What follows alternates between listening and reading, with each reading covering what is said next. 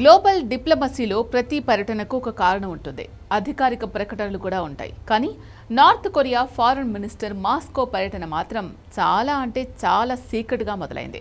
Russia విదేశాంగ మంత్రి Sergei Lavrov పిలుపుతో ఆమె ప్యాంగాంగ్ నుంచి స్పెషల్ ఫ్లైట్లో మాస్కో వెళ్లారు. సాధారణంగా ఒక దేశ విదేశాంగ మంత్రి వస్తే ఆ దేశ ప్రధాని లేదంటే విదేశాంగ మంత్రి మాత్రమే కలుస్తారు. కానీ ఇక్కడ స్వయంగా రష్యా అధ్యక్షుడు పుతిన్ ప్రోటోకాల్ సైతం పక్కన పెట్టి క్రెమ్లిన్లో ఆమెతో భేటీ అయ్యారు. ఆ అసాధారణ పరిణామమే ఇప్పుడు ప్రపంచ రాజకీయాల్లో ప్రకంపనలు సృష్టిస్తోంది. ఇంతకు కిమ్ దూత మాస్కో పర్యటన అజెండా ఏంటి? అమెరికా లక్ష్యంగా కిమ్ పుతిన్ అసలేం ప్లాన్ చేస్తున్నారు? తెర వెనక చైనా పన్నుతున్న వ్యూహాలేంటో టాప్ స్టోరీలో చూద్దాం.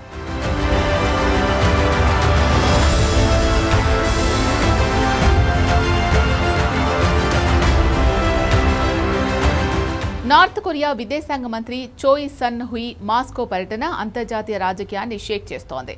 పుతిన్ ప్రోటోకాల్ పక్కన పెట్టి మరీ ఆమెతో సమావేశం కావడం పాశ్చాత్య దేశాలకు అంతుచిక్కడం లేదు. ఈ భేటీలో పుతిన్ అత్యంత కీలక వ్యాఖ్యలు చేశారు. యుక్రెయిన్పై రష్యా జరుపుతున్న సైనిక చర్యకు ఉత్తర కొరియా అందిస్తున్న పూర్తి మద్దతుకు గాను కిమ్ జోంగ్ ఉన్ నాయకత్వానికి నార్త్ కొరియా ప్రజలకు కృతజ్ఞతలు తెలిపారు. యుక్రెయిన్ యుద్ధంలో రష్యా సైన్యానికి నార్త్ కొరియా ఎంత పెద్ద ఆయుధ సరఫరాగా మారిందో పుతిన్ మాటలే నిరూపిస్తున్నాయి. యుక్రెయిన్తో యుద్ధంలో కిమ్ జోంగ్ ఉన్ కేవలం ఆయుధాలు మాత్రమే కాకుండా వేలాది మంది ఉత్తర కొరియా ప్రత్యేక రక్షణ బలగాలను నేరుగా రష్యా సరిహద్దుల్లోకి యుక్రెయిన్ యుద్ధ క్షేత్రంలోకి పంపించారు. ఒక దేశం సాగిస్తున్న యుద్ధంలో మరో దేశ సైనికులు నేరుగా పాల్గొనడం ఆధునిక చరిత్రలో ఇదే మొదటిసారి. 2024లో పుతిన్ ప్యాంగాంగ్లో అడుగుపెట్టినప్పుడు కిమ్ జోంగ్తో కలిసి సమగ్ర వ్యూహాత్మక భాగస్వామ్య ఒప్పందంపై సంతకాలు చేశారు.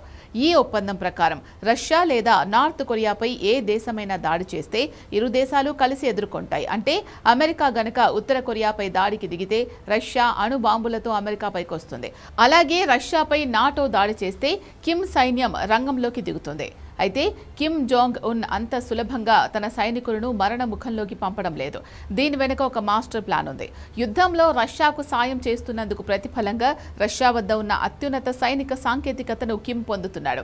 ముఖ్యంగా అమెరికా నావీ అంతు చూడగల న్యూక్లియర్ సబ్మెరైన్ సాంకేతికత, అంతరిక్షంలో అమెరికా కదలికలను కనిపెట్టే మిలిటరీ శాటిలైట్ టెక్నాలజీ, అమెరికా రక్షణ వ్యవస్థలను ఛేదించే ఖండాంతర క్షిపణుల గైడెన్స్ సిస్టమ్ను రష్యా ఇప్పుడు ఉత్తర కొరియాకు బదిలీ చేస్తోంది. ఇది అమెరికా పశ్చిమ తీరానికి నేరుగా ముప్పు తెచ్చిపెట్టే పరిణామం. మాస్కోలో జరుగుతున్న ప్రస్తుత పరిణామాలపై పక్కనే ఉన్న దక్షిణ కొరియా తీవ్ర ఆందోళన చెందుతోంది. సియోల్ స్పందిస్తూ ఈ పరిణామాలను పర్యవేక్షిస్తున్నట్లు ప్రకటన విడుదల చేసింది.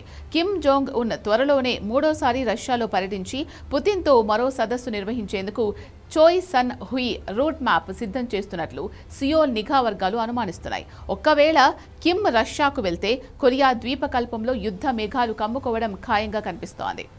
ఈ వ్యవహారంలో అత్యంత ఆసక్తికరమైన మలుపు చైనా పాత్ర. చోయ్ సన్ హుయ్ రష్యాకు వెళ్లడానికి సరిగ్గా కొన్ని రోజుల ముందే ఉత్తర Korea top economic official Pak Thae Song బీజింగ్లో China అధ్యక్షుడు జిన్పింగ్ను కలిశారు. అదే టైంలో చైనా కమ్యూనిస్టు పార్టీ అగ్రనేత వాంగ్ హునింగ్ ప్యాంగాంగ్లో పర్యటించారు. దీన్ని బట్టి చూస్తే అగ్రరాజ్యం ఏకఛత్రాధిపత్యానికి వ్యతిరేకంగా రష్యా, చైనా, ఉత్తర కొరియా ఒక త్రైపాక్షిక కూటమి నిర్మిస్తున్నాయని, ఈ భారీ వ్యూహానికి చైనా బ్యాక్గ్రౌండ్ సపోర్ట్ పూర్తిగా ఉందని స్పష్టమవుతోంది. 2019లో అప్పటి అమెరికా అధ్యక్షుడు ట్రంప్తో కిమ్ జోంగ్ ఉన్ జరిపిన అణు చర్చలు ఘోరంగా విఫలమయ్యాయి. ఉత్తర కొరియా తన అణ్వాయుధాలను పూర్తిగా వదులుకుంటేనే ఆంక్షలు ఎత్తివేస్తామని అమెరికా స్పష్టం చేసింది.